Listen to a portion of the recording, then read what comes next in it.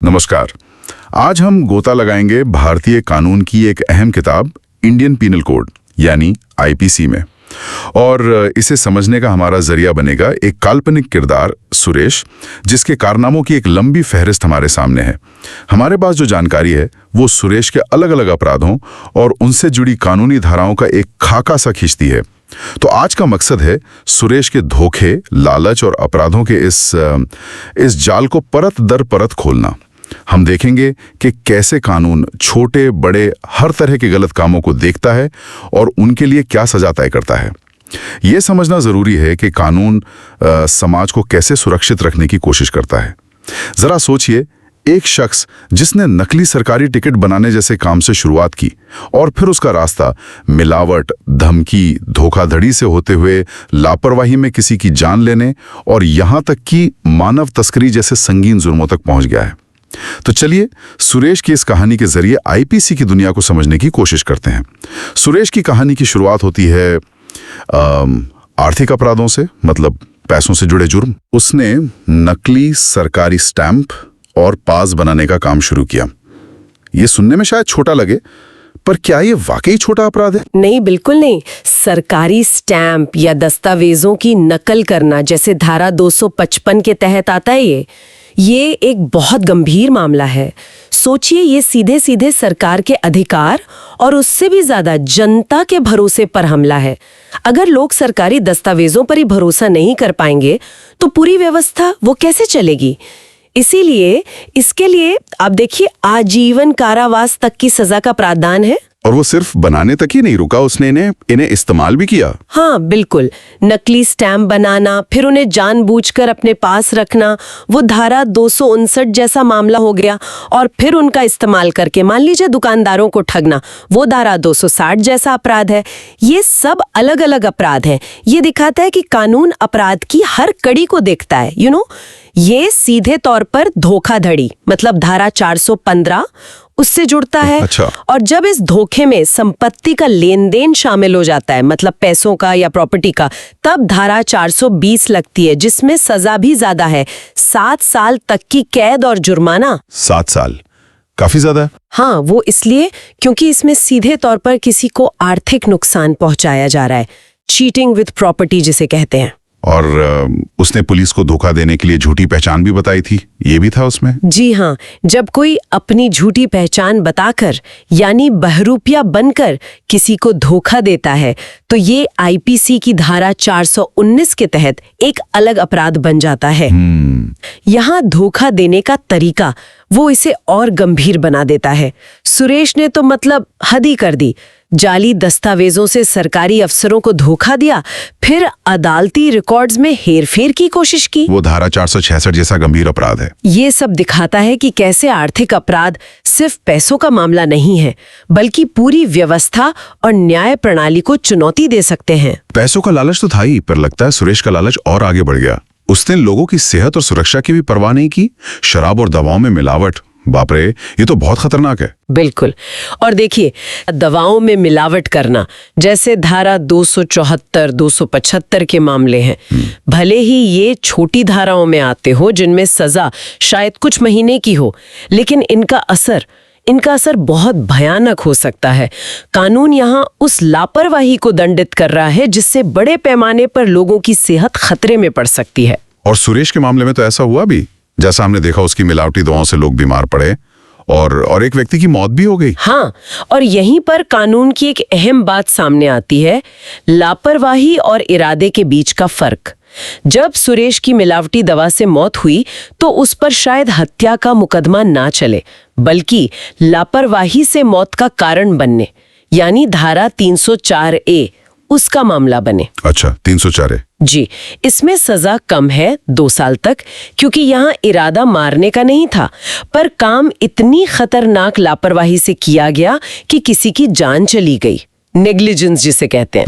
लेकिन सुरेश ने तो बच्चों को जरी गिरे खिलौने भी दिए थे। वहां तो इरादा साफ लगता है ना? हाँ, वो बिल्कुल अलग मामला है।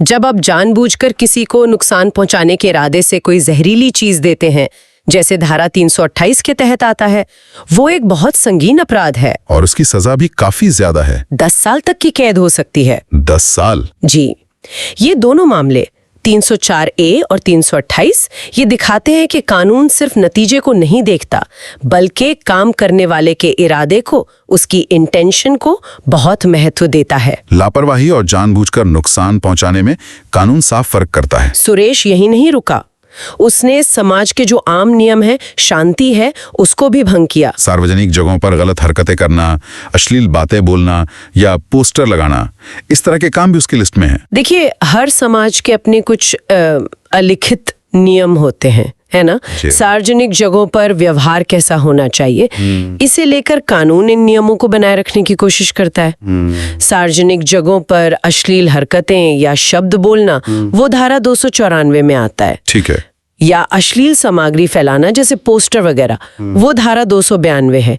ये इसीलिए कानून की नजर में गलत है क्योंकि ये सामाजिक शिष्टाचार और शांति को भंग करते हैं। हाँ, ये बात तो है। हाँ, ये जरूर है कि अभिव्यक्ति की आजादी और सार्वजनिक शिष्टाचार के बीच एक संतुलन बनाना वो हमेशा एक चुनौती रहती है, पर कानून इसकी कोशिश करता है। और उसने सरकारी आदेशों को मानने से भी इनकार किया था, अवैध सभाएं की। जी, सरकारी अफसर द्वारा दिए गए कानूनी आदेश को जानबूझकर ना मानना, वो धारा 188 के तहत आता है। ये भी एक अपराध है, खासकर तब जब इससे कानून व्यवस्था बिगड़ने का या लोगों की सुरक्षा को खतरा होने का डर हो। ये दिखाता है कि कानून व्यवस्था बनाए रखने के लिए सरकारी आदेशों का पालन कितना जरूरी माना जाता है। सुरेश ने तो और आगे बढ़कर गैर कानूनी भीड़ इकट्ठी की, जिसका मकसद ही शायद कानून तोड़ना था। अब आते हैं सुरेश के उन अपराधों पर जो सीधे सीधे व्यक्तियों को निशाना बनाते थे। मतलब धमकी देना, बंधक बनाना, शोषण करना। ये तो बहुत ही डरावना पहलू है इसकी कहानी का। हाँ, और ये अपराध व्यक्तिगत आजादी और सुरक्षा पर सीधा हमला है। बहुत गंभीर है ये। लोगों को जान से मारने की धमकी देना, जो धारा 506 में आता है, वो भी गुमनाम तरीके से, चिट्ठी वगैरह से, जो धारा 507 है। ये सिर्फ डराना नहीं है, ये एक तरह का मानसिक आतंक फैलाना है। कानून इसे गंभीरता से लेता है, खासकर जब धमकी गंभीर चोट या मौत की हो, तब सजा भी बढ़ जाती है। और उसने बच्चों को भी नहीं बख्शा, उन्हें अगवा करके कहीं छुपा कर रखा था। किसी को, और खासकर बच्चों को, अगवा करना और गलत इरादे से छुपाकर रखना, ये धारा 365 जैसा मामला बनता है, किडनैपिंग फॉर रॉन्गफुल कन्फाइनमेंट।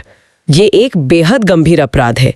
ये व्यक्ति की स्वतंत्रता का पूरी तरह हनन है और इसके लिए सख्त सजा है, 7 साल तक कैद और जुर्माना भी। और फिर आता है शोषण का मामला। महिलाओं और बच्चों से जबरन काम करवाना, उन्हें बंधुआ मजदूर जैसा बना देना। ये तो हाँ, किसी से उसकी मर्जी के बिना काम करवाना, मतलब गैर कानूनी अनिवार्य श्रम, वो धारा 374 के तहत गैर कानूनी है। लेकिन जब इसमें नाबालिगों को खतरनाक या अवैध कामों में लगाया जाता है, तो ये मामला और भी संगीन हो जाता है। और ये मानव तस्करी, ह्यूमन ट्रैफिकिंग, धारा 370 उसके दायरे में आ सकता है। ह्यूमन ट्रैफिकिंग, बाप रे। जी हाँ, ये आज के समय के सबसे घिनौने अपराधों में से एक है, क्योंकि इसमें सबसे कमजोर लोगों का शोषण होता है। इसके लिए कानून में बहुत सख्त सजा है, 7 से 10 साल या कुछ मामलों में उससे भी ज्यादा। उसने तो अपनी एक साथी को जुर्म कबूल करवाने के लिए मारा पीटा और बंधक बनाया था। हाँ, ये भी है। किसी से कोई बात उगलवाने या जुर्म कबूल करवाने के लिए उसे गैर कानूनी तरीके से कैद करना या टॉर्चर करना, ये धारा 348 जैसा अपराध बनता है, wrongful confinement to extort confession. ये भी कानून की नजर में गलत है। ये दिखाता है कि कानून जबरदस्ती या हिंसा के इस्तेमाल को किसी भी रूप में सही नहीं मानता, भले ही मकसद किसी अपराध का पता लगाना क्यों ना हो। प्रोसेस सही होना चाहिए। ये सारे अपराध दिखाते हैं कि कानून व्यक्तिगत स्वतंत्रता, गरिमा और सुरक्षा को कितना महत्व देता है। कमाल है। सुरेश ने तो मतलब कानून के हर पहलू को चुनौती दी, यहाँ तक कि न्याय व्यवस्था को भी धोखा देने की कोशिश की। झूठे आरोप लगाना, झूठी गवाही देना। बिल्कुल। और देखिए, न्याय प्रणाली किसी भी समाज का आधार होती है, फाउंडेशन है वो। अगर लोग अदालतों में झूठ बोलने लगें, झूठे सबूत पेश करने लगें, जो धारा 1993 जैसा अपराध है, या निर्दोष लोगों पर झूठे इल्जाम लगाएं, फॉल्स चार्ज, वो धारा 211 में आता है, तो पूरा न्याय का ढांचा ही चरमरा जाएगा। फिर भरोसा किस पर रहेगा? इसीलिए इन अपराधों को बहुत गंभीरता से लिया जाता है और इनके लिए कठोर सजा, मतलब 7 साल तक की कैद और जुर्माना रखी गई है। 7 साल? जी हाँ। झूठी गवाही के लिए भी? जी हाँ, क्योंकि ये सीधे न्याय की प्रक्रिया में बाधा डालने जैसा है। और उसने संपत्ति को नुकसान पहुंचाने के लिए आग भी लगाई थी, ये भी था। हाँ, आगजनी, जिसे अंग्रेजी में आर्सन कहते हैं, जानबूझकर आग लगाकर किसी की संपत्ति को नुकसान पहुंचाना। ये धारा 435 जैसा अपराध है और ये एक और गंभीर अपराध है।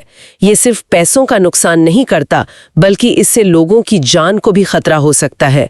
सोचिए, किसी के घर या दुकान या खेत में आग लगा देना कितना विनाशकारी हो सकता है। इसके लिए भी कानून में कठोर सजा है। कुछ मामलों में तो आजीवन कारावास तक का प्रावधान है। और आखिर में सुरेश ने भीड़ इकट्ठी करके दंगा भी भड़काया, ये भी शामिल था। हाँ, देखिए, 5 या उससे ज्यादा लोगों का गैर कानूनी इरादे से जमा होना, उसे विधि विरुद्ध जमाव या अनलॉफुल असेंबली कहते हैं। वो धारा 143 है, जिसके लिए सजा है। लेकिन जब यही भीड़ हिंसा या बल का प्रयोग करती है, तो ये बलवा यानी रायटिंग बन जाता है। और अगर इस भीड़ के पास खतरनाक हथियार हों, डेडली वेपन्स, तो वो धारा 148 के तहत आता है। और ये और भी गंभीर अपराध हो जाता है, क्योंकि इससे सार्वजनिक शांति और सुरक्षा को बहुत बड़ा खतरा पैदा होता है। कानून व्यक्तिगत अपराध और संगठित होकर किए गए अपराध में फर्क करता है और संगठित हिंसा को ज्यादा खतरनाक मानता है। तो हमने देखा कि सुरेश की ये काल्पनिक कहानी कैसे हमें आईपीसी के अलग अलग कोनों में ले गई। नकली स्टाम्प जैसे आर्थिक अपराधों से शुरू होकर लोगों की सेहत से खिलवाड़, धमकी, अपहरण, शोषण, झूठी गवाही और आखिर में दंगे भड़काने तक। ये वाकई दिखाता है कि कानून का दायरा कितना बड़ा है और कैसे वो समाज के अलग अलग पहलुओं को सुरक्षित रखने की कोशिश करता है। बिल्कुल, सुरेश की कहानी असल में भारतीय दंड संहिता की व्यापकता को दर्शाती है। ये दिखाती है कि कैसे कानून अलग अलग तरह के गलत कामों को पहचानता है, चाहे वो सरकार के खिलाफ हो, समाज के या किसी व्यक्ति विशेष के। हर अपराध के पीछे के इरादे, उसके नतीजे और समाज पर उसके असर को उसको तौलकर ही सजा तय की जाती है। ये सिर्फ धाराओं और सजाओं की लिस्ट नहीं है, बल्कि ये उन मूल्यों का आईना है जिन्हें हमारा समाज सुरक्षित रखना चाहता है। सुरेश की कहानी वाकई हाँ, सोचने पर मजबूर करती है कि कानून कितना विस्तृत और जरूरी है समाज में व्यवस्था बनाए रखने के लिए। हाँ, और ये हमें ये भी सोचने का मौका देती है कि आखिर कोई व्यक्ति इतने अलग अलग तरह के अपराध क्यों करता है? क्या सिर्फ लालच ही वजह है, या इसके पीछे और भी गहरी सामाजिक या मनोवैज्ञानिक वजहें हो सकती हैं? और कानून इन वजहों और परिणामों के बीच कैसे संतुलन बनाता है? ये सवाल ये हमेशा बने रहेंगे। बिल्कुल। तो अगली बार तक इन सवालों पर विचार करते रहिए।